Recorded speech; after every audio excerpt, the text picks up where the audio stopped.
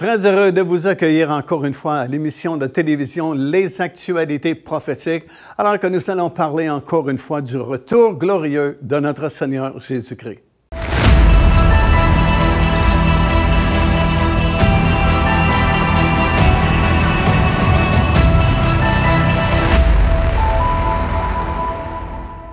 Alors, nous sommes toujours dans la deuxième partie de cette trilogie qu'on appelle les douleurs de l'enfantement d'un monde nouveau. Et nous sommes rendus au milieu de cette période, des 7 années de tribulation, exactement 3 années et demie après la confirmation de cette alliance qui aura été faite par cet homme que la Bible appelle l'Antéchrist. 3 ans et demi plus tard, nous sommes rendus au milieu des 7 années de tribulation et nous sommes dans le 12e et le 13e chapitre du livre de l'Apocalypse et nous avons appris jusqu'à présent dans notre étude que c'est à ce moment-là qu'il y aura cette guerre au ciel, alors que Michel et toute son armée d'anges vont combattre Satan et ses anges déchus qui ont toujours accès aux lieux célestes jusqu'à cette période-là du milieu des 7 années de tribulation. Et bien sûr, ils sont vaincus et sont expulsés des lieux célestes. Et Satan et toute son armée d'anges déchus sont précipités ici-bas sur cette terre. Et là, c'est la fin parce qu'il ne reste que 3 ans et demi avant le retour physique du Seigneur Jésus-Christ sur la planète avec tous ses rachetés et tous ses saints. Et c'est le moment où l'Antéchrist également réussit à devenir le gouvernement mondial. Et c'est ce que nous avons lu dans Apocalypse chapitre 13 et le verset 1, alors que la Bible décrit cet homme comme une bête qui sort de la mer avec ses 10 cornes et ses 7 têtes. Et puis Satan va réussir pendant une courte période de 3 années et demie à contrôler le monde par cet homme et surtout à recevoir ce qu'il a toujours désiré, l'adoration des gens, parce que, bien sûr, cet homme que la Bible appelle l'Antéchrist deviendra le gouvernement mondial et sera considéré vraiment comme un Dieu, parce que nous apprenons dans les Écritures qu'au moment même où il va se saisir de la gouvernance mondiale, il sera tué d'un coup d'épée, comme nous le lisons dans la parole du Seigneur, mais il va revenir à la vie. Et les gens seront dans la stupéfaction et l'admiration devant cet homme-là qui était mort, mais pourtant vit quand même. Et le faux prophète qui soudainement fera son apparition à ce moment-là précis va demander aux gens d'adorer cet homme comme Dieu et lui-même, l'Antéchrist, va s'auto-proclamer Dieu suprême. Et c'est à ce moment-là que la fameuse marque de la bête sera imposée par le faux prophète. Et tous ceux et celles qui prendront cette marque de la bête devront reconnaître cet homme comme étant le Dieu suprême. Et ceux qui prendront cette marque, évidemment, il n'y a pas de salut possible, comme nous le lisons dans les Écritures, pour certaines raisons. Et parce que c'est tellement sérieux à ce moment-là, Dieu va utiliser encore une fois un moyen exceptionnel. Et comme nous l'avons vu déjà dans une vidéo que nous avions filmé en Israël et que nous vous avons présenté, il y a un ange qui va avertir la population mondiale de ne pas prendre la marque de ce gouvernement-là, parce que tous ceux qui prendront cette marque-là, non seulement ne pourront ni acheter ni vendre, mais surtout, il n'y a pas de salut possible. Il n'y a pas de pardon pour ceux qui s'identifieront avec ce gouvernement-là. Alors, on est rendu là, au milieu des 7 années de tribulation, et c'est cette période-là de la fin des tribulations, ce sera la période la plus dure, vraiment, pour l'humanité. Très difficile, période très dure, et cet homme que la Bible appelle l'Antéchrist fera différentes choses, va changer différentes choses dans ce monde. Par exemple, il va s'autoproclamer Dieu suprême. Il fera cesser les sacrifices qui avaient été recommencés dans le 3e temple qui bientôt sera construit sur l'esplanade du temple. Il proférera des blasphèmes contre le Dieu très haut. Il fera la guerre aux saints et il les vaincra. Il fera ce qu'il voudra, dit la Bible. Il s'élèvera et se glorifiera au-dessus de tous les dieux. Il reniera Dieu, le Père du Seigneur Jésus-Christ. Il jettera la vérité par terre. Il espérera, dit la Bible, changer les temps et la loi, sa puissance s'accroîtra et il fera d'incroyables ravages. Alors, faisant suite à ce que nous avons enseigné dans les productions précédentes, sachant que Satan désormais est ici en personne sur la planète, tous ces anges déchus, des centaines de millions, en fait 200 millions de démons qui ont envahi la planète, en plus de cette catégorie spéciale d'anges déchus qui avait provoqué la génération de géants à l'époque de Noé, qui sont ici, sachant que l'Église n'est plus là, le sel de la terre est parti, la lumière du monde est partie également. Ce sera une période très, très difficile, à un tel point que le Seigneur lui-même a dit, si ces jours n'avaient été abrégés, personne n'aurait pu survivre à cette époque-là, à ces années de tribulation. Et remarquez que ces jugements-là et ces tribulations-là ne sont pas, encore une fois, pour l'Église, mais sont surtout pour les nations qui se sont rebellées contre Dieu et pour Israël qui est toujours dans l'incrédulité. On sait que des prophéties extraordinaires ont été accomplies chez Israël, par exemple la création de l'État d'Israël, la libération de l'ancienne partie de la ville de Jérusalem, mais c'est un retour qui s'est fait dans l'incrédulité. Alors, il faut qu'il se produise quelque chose d'intense en Israël pour qu'Israël se repente vraiment et reconnaisse Jésus comme le Messie et l'accepte comme leur sauveur. Et c'est pourquoi dans Thessaloniciens, le premier chapitre, des versets 7 jusqu'à 10, on parle de jugement envers les nations qui ne connaissent pas Dieu, et même envers ceux qui ont connu l'Évangile, mais n'ont pas obéi aux principes bibliques. Ça dit qu'ils auront pour châtiment une ruine éternelle loin de la face du Seigneur. Ça parle des nations du monde. Mais concernant Israël aussi, dans Daniel chapitre 9 et le verset 24, on parle de tribulation pour Israël afin de le forcer ou l'obliger à se repentir, à reconnaître finalement le Seigneur Jésus-Christ qui reviendra à la toute fin. Alors qu'Israël implorera Dieu d'intervenir parce qu'ils seront à ce moment-là acculés comme au pied du mur. Alors ce sont des temps qui seront très durs, pas faciles à vivre et c'est mieux de ne pas être là. Évidemment, concernant Israël, son plus grand problème, c'est qu'ils ont rejeté leur Messie lorsqu'il est venu. Et écoutez ce que ça dit ici dans l'Évangile de Matthieu, dans le 23e chapitre, au verset 38 et 39, ça dit ceci, « Voici votre maison ». Lorsqu'on parle de maison, on parle du temple qui existait autrefois sur l'esplanade du temple.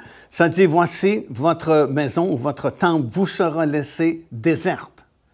Car je vous le dis, vous ne me verrez plus désormais, jusqu'à ce que vous disiez, béni soit celui qui vient au nom du Seigneur. » Alors, le Seigneur est venu chez les siens, comme la Bible dit, et les siens ne l'ont pas reconnu, ils l'ont même rejeté.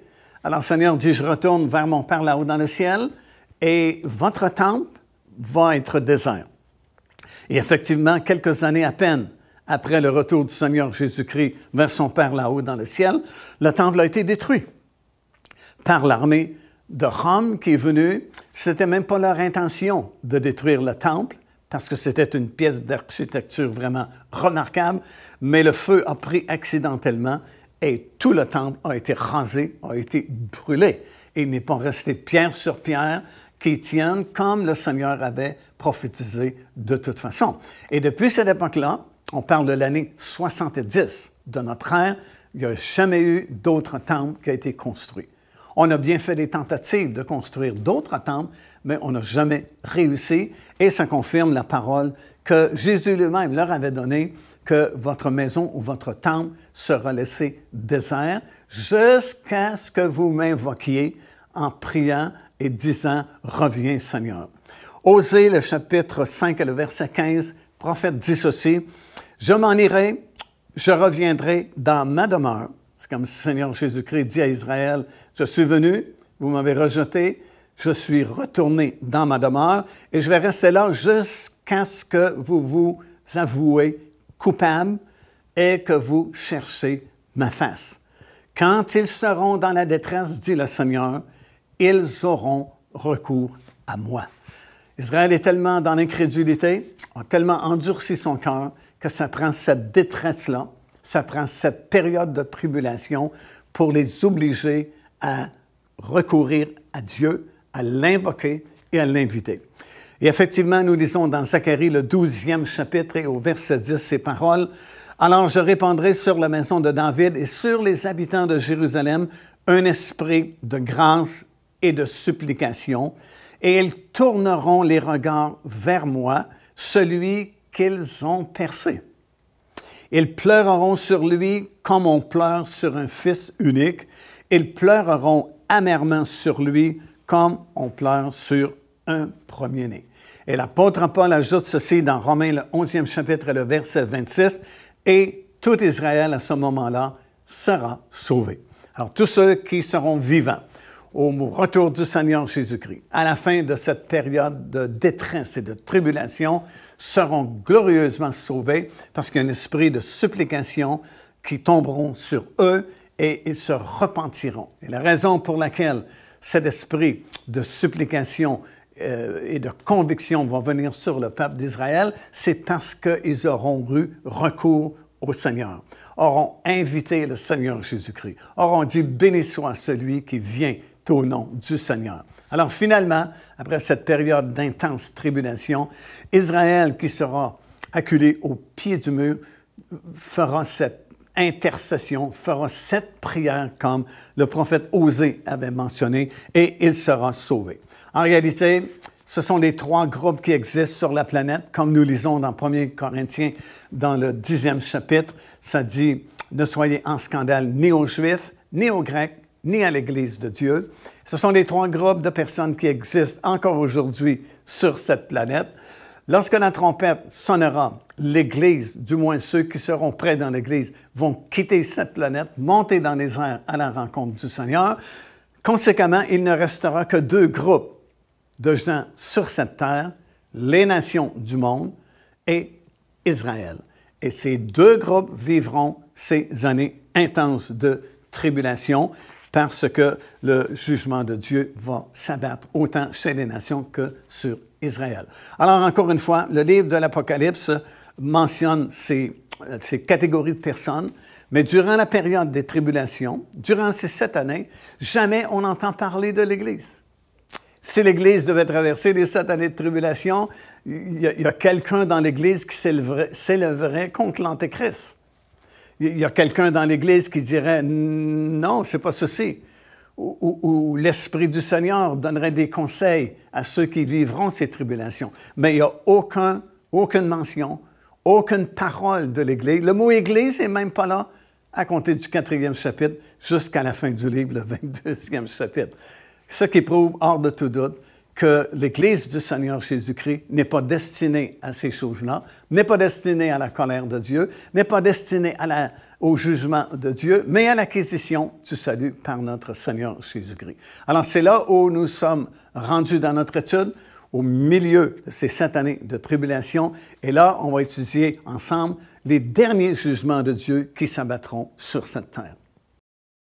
Alors, nous arrivons finalement à la fin de ces 7 années de tribulation et nous arrivons à la dernière séquence des jugements de Dieu. On a parlé des 7 sceaux, on a parlé des 7 trompettes et maintenant les 7 dernières coupes de Dieu seront versées sur cette terre et 7 grands jugements vont s'abattre très rapidement et très intensément également.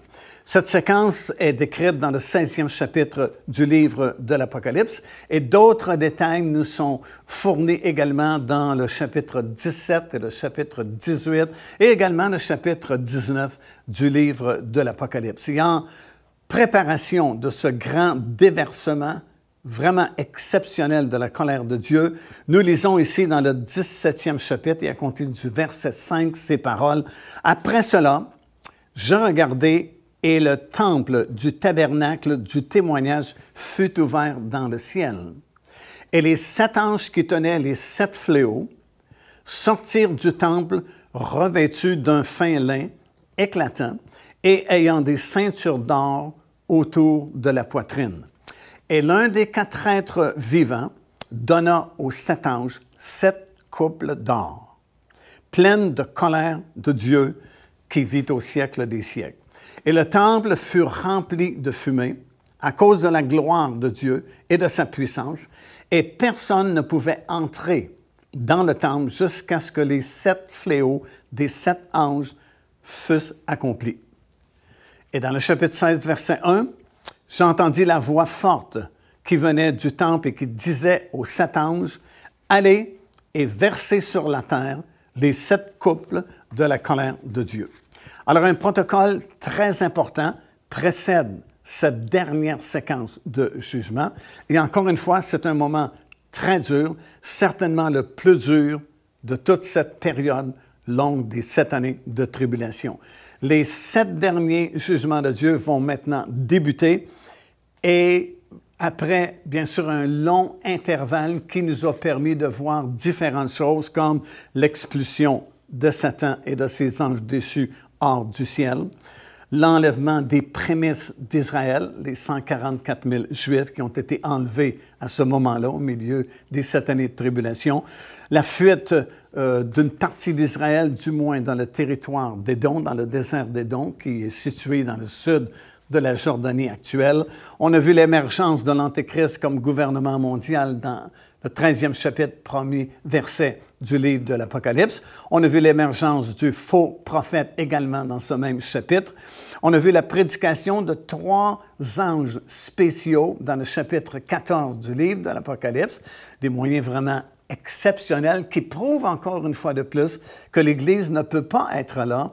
Parce que si l'Église devait traverser les 7 années de tribulation, ce n'est pas un ange qui prêcherait l'Évangile, ce serait l'Église. Mais parce que l'Église n'est plus là, Dieu se sert d'autres moyens pour rejoindre la population mondiale et c'est pourquoi c'est un ange qui prêche l'Évangile à ce moment-là précis. On a vu également la grande dernière moisson de la terre à la fin des 7 années de tribulation, alors que le résultat de la prédication de cet ange vraiment est exceptionnel, puisque des millions probablement de personnes seront sauvées in extremis vraiment à la fin de la période des tribulations. Alors les 7 anges qui ont ces 7 dernières coupes vont verser leur coupe vraiment très rapidement. Alors, il n'y a pas beaucoup de délai entre la première coupe, la deuxième, la troisième, la quatrième, et ainsi de suite. C'est comme un feu roulant qui va se produire à ce moment-là et qui va créer un tsunami de catastrophes vraiment invraisemblables qui va précéder, bien sûr, le retour du Seigneur Jésus-Christ. Alors, la période des tribulations touche à sa fin et comme nous l'avons constaté, c'est de plus en plus sévère, ça va toujours en s'accroissant. Et nous arrivons maintenant à la fin de cette période qui se terminera par ce grand rassemblement des nations du monde qui seront rassemblées dans la vallée de Megiddo, dans le nord d'Israël. Et de Megiddo vont cette grande armée, parce que ça vient de partout, là. Ça vient de toutes les nations du monde. Et à différents endroits dans la Bible, on mentionne que c'est des armées qui viennent de toutes les nations du monde.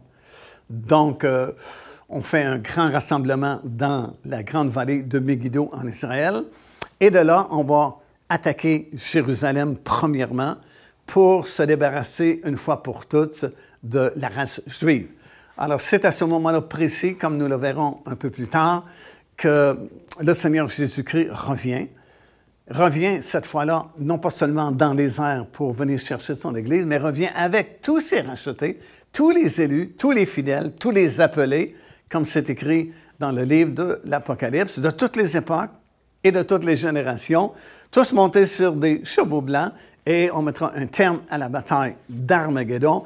Et tout de suite après, la terre sera changée, la topographie de la planète ne sera plus la même et puis ce sera comme un renouveau pour la terre au complet et ce sera le royaume de Dieu qui va s'établir sur toute la surface de la terre. Et comme le prophète Zacharie l'a annoncé, l'a prophétisé, à ce moment-là, le Seigneur Jésus-Christ sera le roi de toute la terre.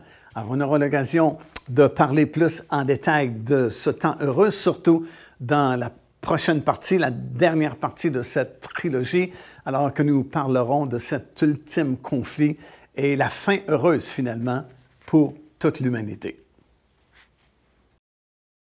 Alors justement, juste avant le retour du Seigneur Jésus-Christ, avec nous qui aurons été enlevés préalablement, bien sûr, nous allons revenir avec lui et nous mettrons un terme à la fameuse bataille d'Armageddon. Mais juste auparavant, juste avant le retour du Seigneur Jésus-Christ, avec tous ses rachetés, tous ses élus, il y aura cette dernière séquence de jugement, comme je viens de mentionner, les 7 derniers anges qui vont faire tomber les 7 dernières coupes sur cette planète. Et tel que je l'ai mentionné, ça va se faire très rapidement. Alors, il n'y aura pas de long intervalle entre la première, la deuxième et la troisième, mais c'est comme si simultanément, les 7 coupes seront versées, ce qui va créer une ambiance terrible vraiment sur cette planète. Alors, voici rapidement la description de ces 7 dernières coupes. D'abord, dans Apocalypse, le chapitre 16 et le verset 2, ça dit « Le premier ange alla et il versa sa coupe sur la terre et un ulcère malin et douloureux frappera les hommes qui avaient la marque de la bête et qui adoraient son image. » Remarquez que ces 7 derniers jugements ressemblent étrangement aux plaies d'Égypte qui étaient tombées à l'époque de Moïse. Verset 3, ça dit « Le deuxième ange versa sa coupe dans la mer, et elle devint du sang, comme celui d'un mort. » Imaginez. Et tout être vivant mourut, tout ce qui était dans la mer. Verset 4, le troisième ange versa sa coupe dans les fleuves, dans les sources d'eau, et ils devinrent également du sang. Verset 8 et verset 9, le quatrième ange versa sa coupe sur le soleil, et il lui fut donné de brûler les hommes par le feu, et les hommes furent brûlés par une grande chaleur, et ils blasphémaient le nom de Dieu qui a l'autorité sur ces fléaux, et ils ne se repentirent pas pour lui donner gloire. Versets 10 et 11, le cinquième ange versa sa coupe sur le trône de la bête, et son royaume fut couvert de ténèbres. Et les hommes se mordaient la langue de douleur, et ils blasphémaient le Dieu du ciel à cause de leur douleur et de leurs ulcères. Ils ne se repentirent point de leurs œuvres. Remarquez comment le cœur est endurci, malgré ces jugements-là très sévères. À maintes reprises, nous lisons, et ils ne se repentirent point. Ils savent que ça vient de Dieu, mais plutôt que se repentir, ils s'endurcissent davantage.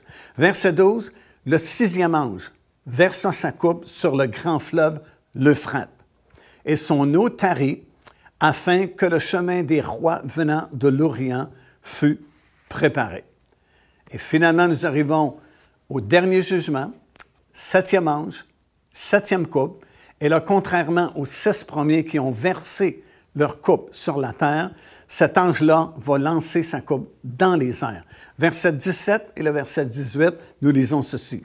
Le 7e ange versa sa coupe dans l'air, et il sortit du temple, du trône, une voix forte qui disait « C'en est fait ». Et il y eut des éclairs, des voix, des tonnerres et un grand tremblement de terre, tel qu'il n'y avait jamais eu depuis que l'homme est sur la terre, un aussi grand tremblement de terre. Au moment même où ce 7e ange versa sa coupe dans l'air, une dernière série d'événements extraordinaires commence à se produire. Et c'est ce que nous verrons ensemble au cours de la 3e et dernière partie de cette trilogie. Alors, lorsque le 7e ange lance sa coupe dans les airs, à ce moment-là précis, vraiment, toute une autre série d'événements vont se produire et ce sera le point final. Ce sera la fin de toute chose. Ce sera la fin de l'humanité telle que nous l'avons connue depuis des milliers d'années, puisqu'à ce moment-là, le Seigneur Jésus-Christ en personne va revenir sur cette terre, va revenir comme roi des rois et seigneur des seigneurs. Il est déjà venu il y a plus de 2000 ans passés, mais il n'est pas venu comme roi des rois et seigneur des seigneurs, il est venu comme sauveur du monde. Il était venu pour offrir sa vie pour nous, en la donnant sur la croix de Golgotha. Il était l'accomplissement de l'ancienne promesse que Dieu avait faite à nos premiers parents tout de suite après leur chute. Il avait dit qu'un jour, un Rédempteur viendrait dans le monde afin de rétablir toutes choses et rétablir surtout la communion et la communication avec Dieu. Et quand il est venu cette première fois, il est venu comme sauveur afin de racheter tous ceux et celles qui voulaient l'accepter. Mais lorsqu'il va revenir à la fin de ces 7 années de tribulation, il ne revient pas comme le sauveur du monde. Il ne revient pas pour donner sa vie encore une autre fois sur une croix. Mais il revient, comme la Bible dit, et comme il sera écrit sur son vêtement, Roi des rois et Seigneur des seigneurs. Il revient pour établir son royaume sur toute la surface de la terre. Et tous ceux et celles qui l'auront reconnu déjà comme leur sauveur et leur Seigneur seront avec lui et seront dans ce gouvernement, ce royaume qui sera établi à ce moment-là sur la terre et qui ne passera jamais, il sera là éternellement. Alors que nous sommes en train de parler de ces jugements qui vont s'abattre sur cette planète, la bonne nouvelle, c'est que vous pouvez éviter toute cette longue période-là de 7 années de tribulation, tout simplement en acceptant le Seigneur Jésus-Christ comme votre Seigneur et votre Sauveur. Parce que non seulement il va vous donner la paix dans votre cœur, non seulement il va vous garder, vous diriger, vous protéger durant votre pèlerinage ici-bas, mais très bientôt, cette trompette va sonner et nous serons enlevés dans les airs à la rencontre du Seigneur et nous allons éviter toute cette longue période de jugement et de tribulation. Et nous allons passer du monde présent au monde futur dans un instant, comme la Bible dit, dans un instant, dans un clin d'œil. Alors, ça vaut vraiment la peine d'accepter le Seigneur Jésus-Christ. Faites-le aujourd'hui même et recevez son pardon, recevez sa joie, recevez sa grâce au nom du Seigneur Jésus. Car Dieu a tant aimé le monde qu'il a donné son Fils unique, afin que quiconque croit en lui ne périsse point, mais qu'il ait la vie éternelle. Téléchargez gratuitement l'enseignement « Le salut, c'est quoi ?» en visitant notre site web www.paindevie.org et recevez la grâce merveilleuse que Dieu vous offre.